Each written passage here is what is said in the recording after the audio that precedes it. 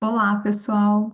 Vamos resolver questões de interpretação de texto focado aí para o concurso dos Correios. Então, se você vai fazer esse concurso, aproveita. Eu vou trazer uma série de vídeos aqui de português, conforme o último edital, para a gente treinar bastante aí antes de sair esse edital. Então, vamos começar. Eu separei aí algumas questões das bancas que mandaram a proposta aí para a comissão dos Correios. Então, é a IDECAN, a Sesgran Rio e a CESP, né, Sebrasp. Então, vamos começar aí os nossos textos. Então, esse é o primeiro texto, né? Então, vamos começar. Em outros sistemas solares, estrelas semelhantes ao Sol engolem planetas que as orbitam.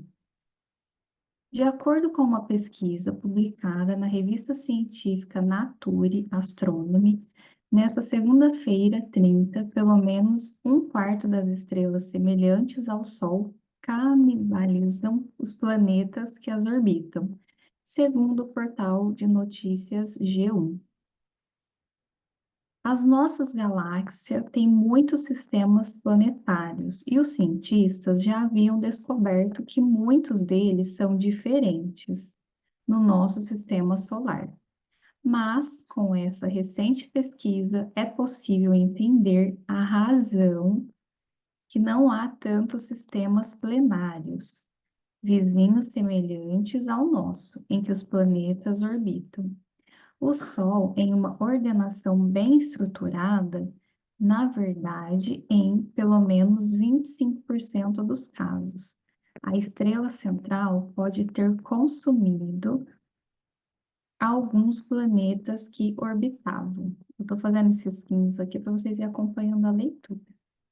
O estudo observou a composição química de estrelas de tipo solar em mais de 100 sistemas binários, que são compostos por duas estrelas gêmeas com a mesma composição química.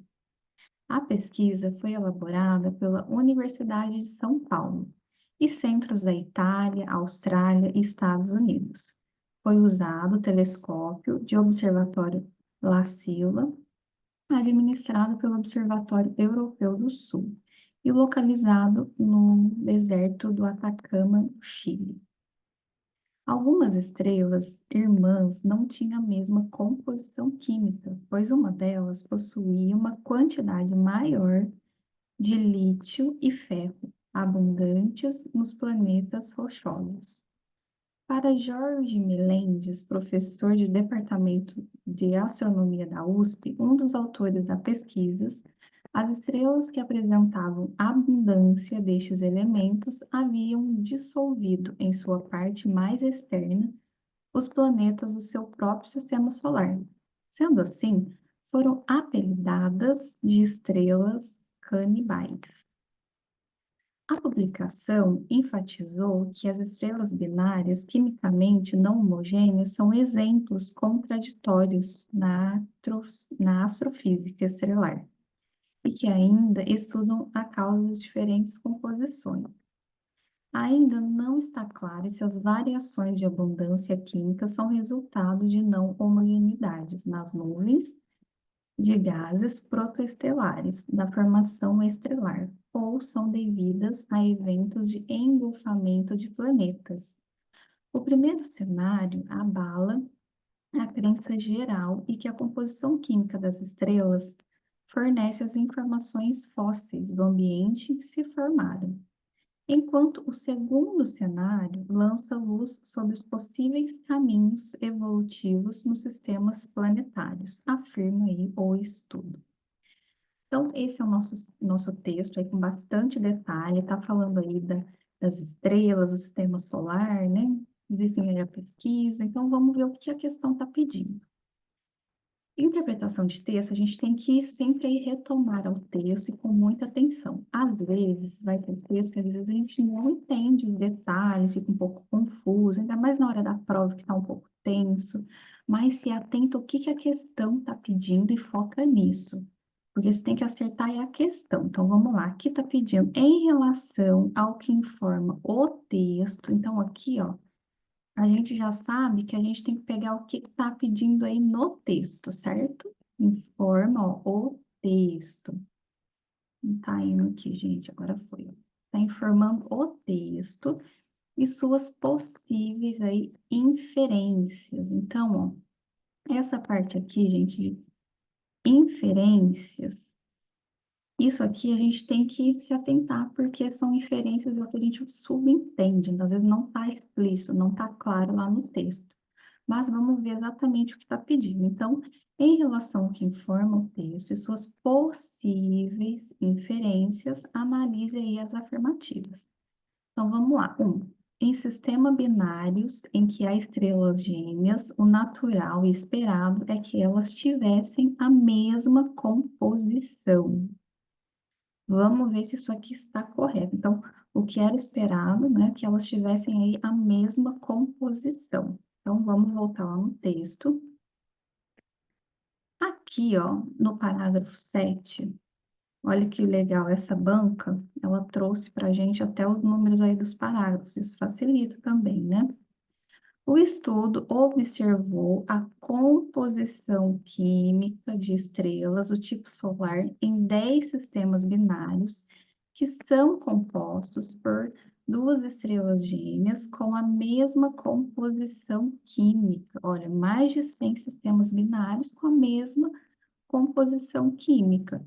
Então, aqui está falando que há estrelas gêmeas, o natural esperado é que elas tivessem a mesma composição química. Então, essa questão aqui, ok, ela está correta, né? Então, a gente já identificou isso lá no parágrafo. Então, uma questão correta.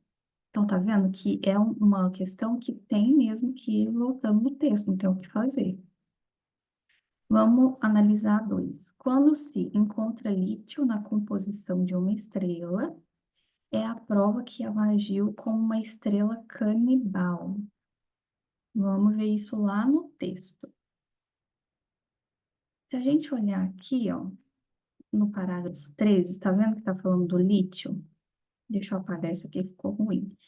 Tá falando aí da parte do lítio e do ferro, né?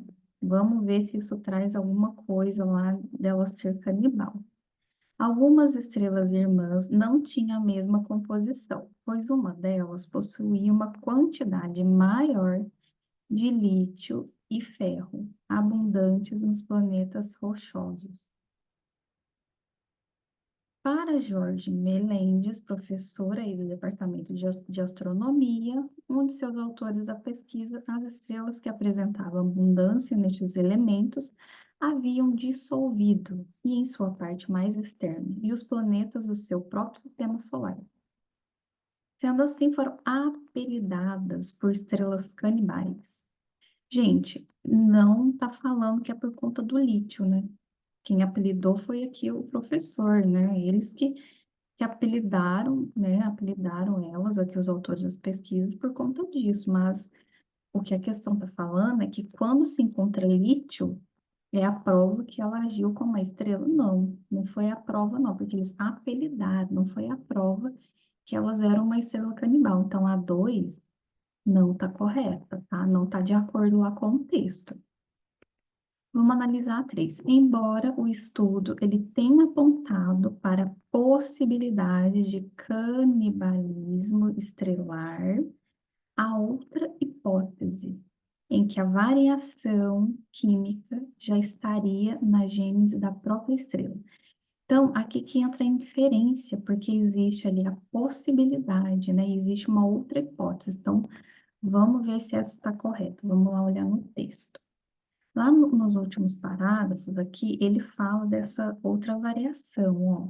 Aqui no 19, vamos dar uma lida aqui.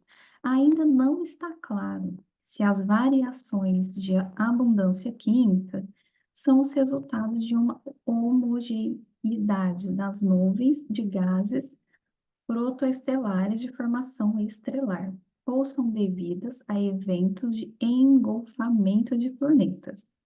O primeiro cenário, ele abala a crença geral de que a composição química das estrelas fornece as informações fósseis do ambiente em que se formaram.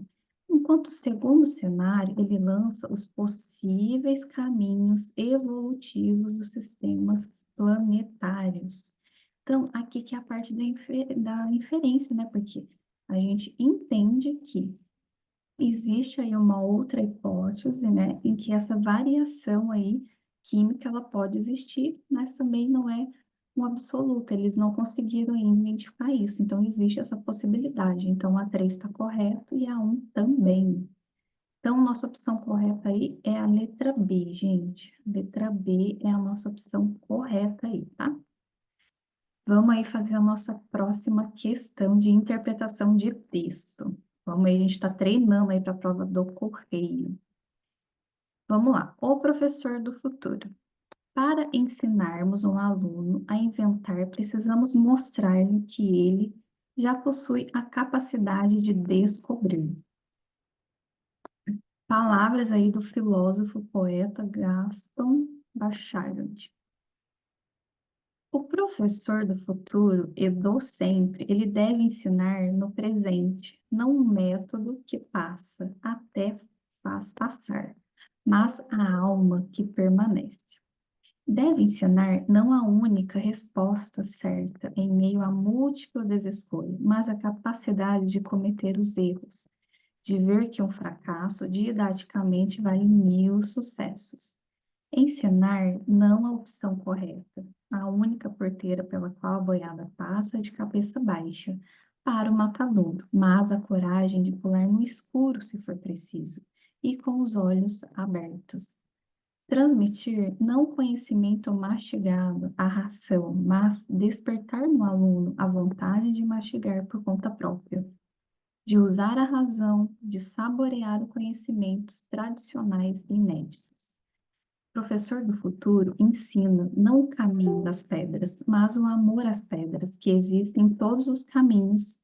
O verdadeiro professor, ele é inspirador. Suas aulas são poéticas e proféticas.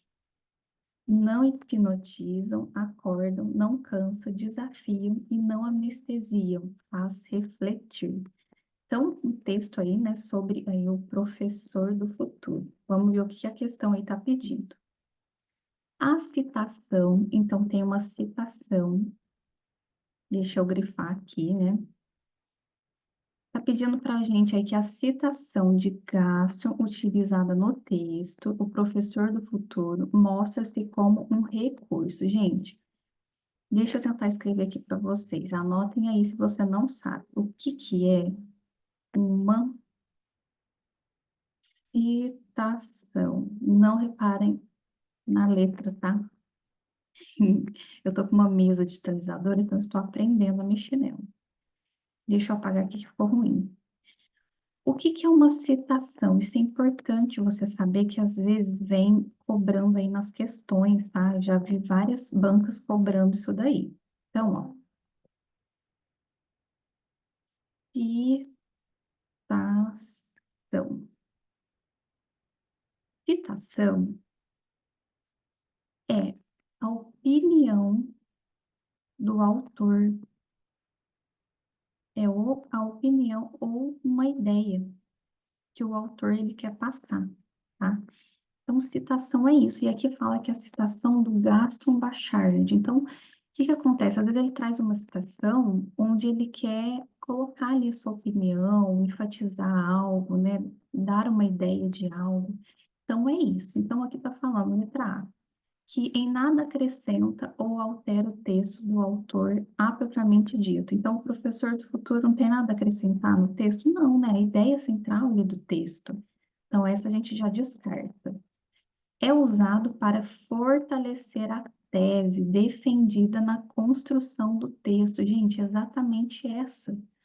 Porque o professor, né, vem aí com uma ideia central e essa citação ele quer enfatizar, ele quer fortalecer essa opinião, né?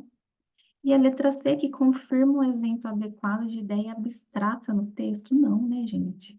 De refutação aos argumentos contrários, também não. Que mostra uma ambiguidade, também não, porque está bem claro para nós, né, lá no texto, que traz ali os ensinamentos, que traz um contexto ali sobre o professor do futuro. Então, ele vem mesmo para fortalecer essa citação ali do autor, tá? Então, letra B aí, a opção correta. Vamos para a nossa próxima questão.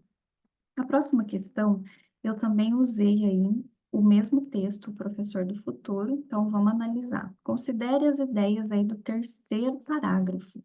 Então, a gente vai trabalhar com o terceiro parágrafo. Como que a gente conta aí os parágrafos? Porque às vezes tem gente que tem essa dificuldade, né, gente? Às vezes fica com dúvida. Então, vamos lá, ó. Primeiro parágrafo, segundo parágrafo, terceiro parágrafo, que começa aqui, ó, tá? Ensinar não há opção correta. A única porteira pela qual a boiada passa, de cabeça baixa para o matadouro, mas a transmitir. Peraí que eu pulei, gente. Desculpa, vou começar de novo. Ensinar não há opção correta. A única porteira pela qual a boiada passa, de cabeça baixa, para o matadouro, mas coragem de pular no escuro, se for preciso, e com os olhos abertos. Então, a gente já pode tirar desse parágrafo o que que ele está falando? Que ensinar não é apenas, não existe apenas uma opção correta, né? Que todo mundo vai pelo mesmo caminho. Existem outros mecanismos, outros processos, né, que pode ser ensinado. Então, não existe exatamente só um processo de você ir para a sala de aula, sentar, né, seguir ali um cronograma. Então, existem outros caminhos também, né? Vamos ver o que a questão está pedindo aí para a gente. O autor, ele utiliza uma linguagem conotativa e é exatamente isso mesmo. Conotativa, gente, é a mesma coisa do sentido figurado. Então, aqui, ó, quando ele utiliza a palavra porteira, boiada, matadouro, então são todos sentidos figurados aí, tá?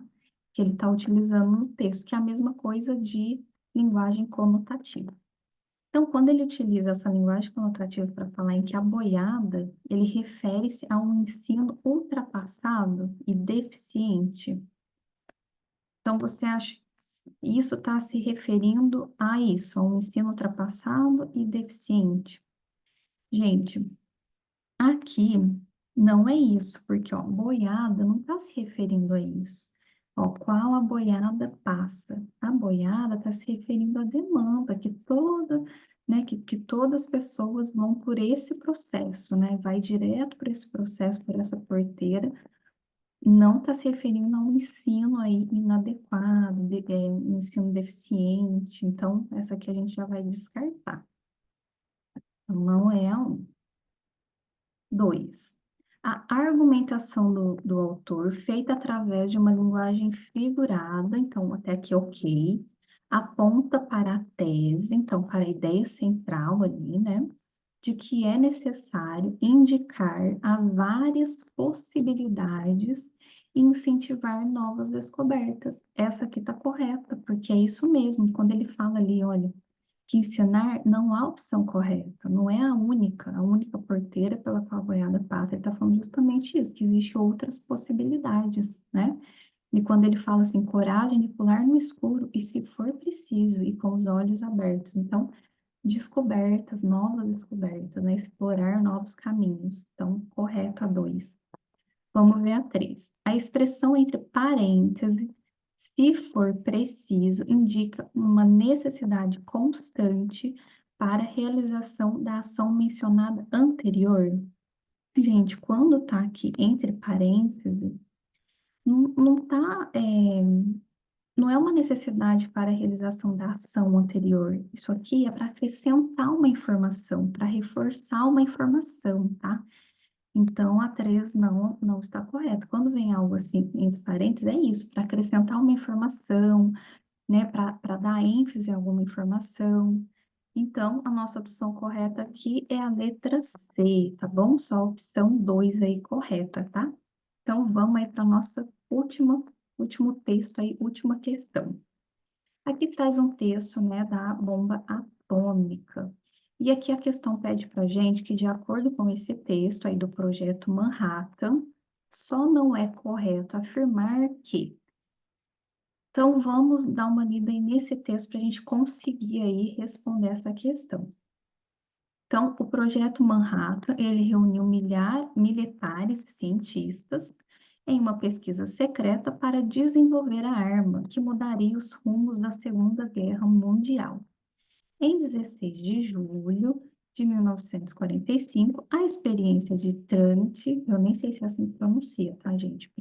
Primeiro teste nuclear da história, inaugurava a era atômica e foi realizada com sucesso no Novo México, nos Estados Unidos. A nova tecnologia bélica foi usada pouco tempo depois em Hiroshima e Nagasaki, as duas cidades japonesas destruídas no fim da guerra, e alterou a percepção das relações de poder do mundo.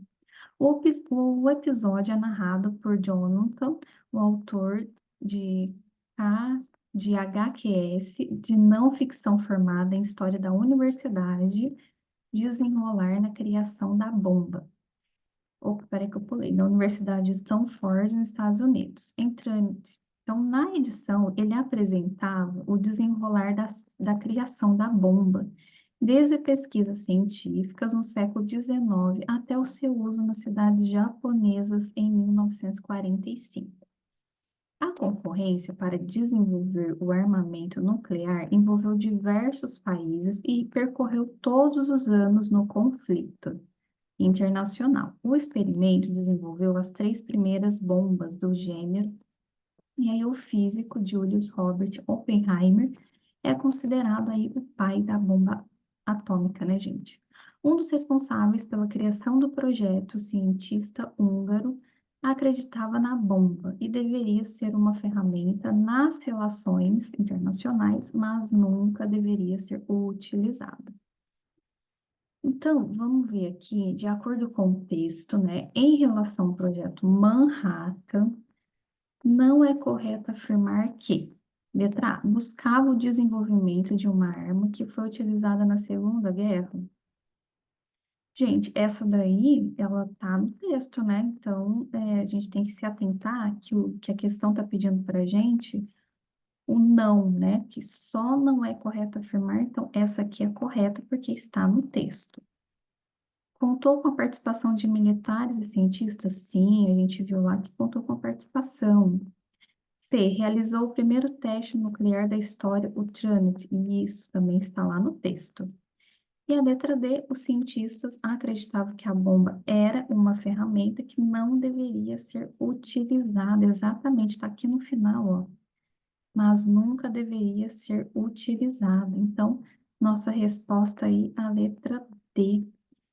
Gente, então espero que vocês tenham gostado. Se inscreva no canal, deixe o seu like, compartilhe o vídeo. Eu vou trazer mais questões aí para a gente treinar bastante para essa prova, aproveitar que ainda não saiu o edital.